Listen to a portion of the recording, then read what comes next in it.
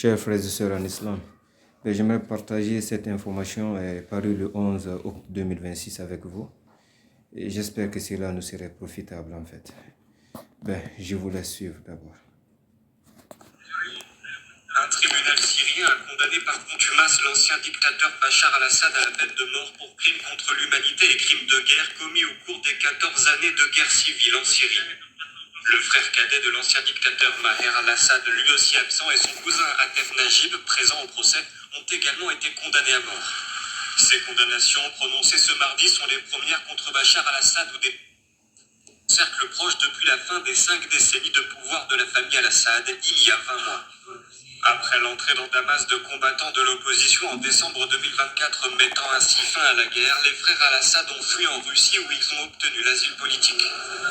Atef Najib a lui été reconnu coupable d'avoir dirigé la répression dans la province méridionale de Dera en 2011, ce qui a contribué à déclencher le soulèvement qui a débouché sur la guerre civile en Syrie.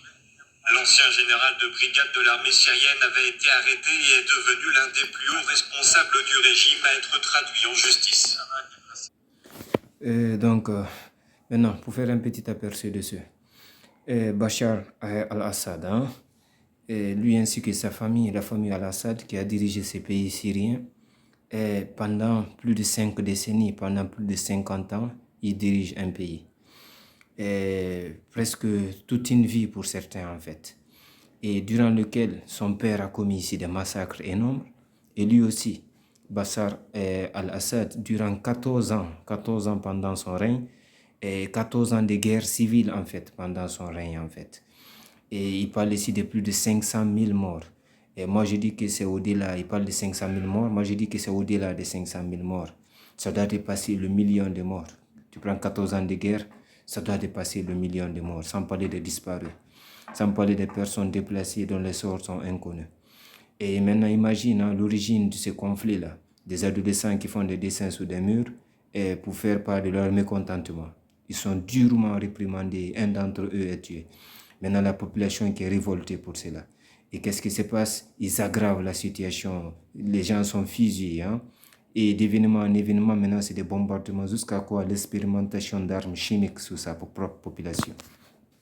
Et finalement, en cette période d'août 2026, ils ont été condamnés par contumace à la peine capitale, à la peine de mort à fond pour crimes contre l'humanité et crimes de guerre en fait. Moi je dis que cette condamnation ne touche que la dunya. Et Yawmul Qiyamah, moi je dis en fait que cette famille-là, il mériterait plus que cela. Pourquoi? Tu tues quelqu'un, une seule âme ôtée volontairement, la sanction c'est de subir le sort de sa victime selon la loi d'Allah subhanahu wa ta'ala. Maintenant, qui dire de plus d'1 million de personnes dont l'âme serait ôtée volontairement, des enfants qui ont été tués injustement, des vieillards, ainsi de suite, subhanallah. Seul Allah subhanahu wa ta'ala connaît la limite en fait de cette sanction auprès de lui là-bas, Yawm al-Qiyamah. Ça c'est un rappel pour nous autres, mais aussi pour ceux qui aimeraient en fait afficher aussi cette même tyrannie, que ce soit ici ou ailleurs. Et il faudrait savoir que Allah subhanahu wa ta'ala, il est le juge des juges et que chaque chose a une fin aussi. Assalamu alaikum wa rahmatullahi wa barakatuh.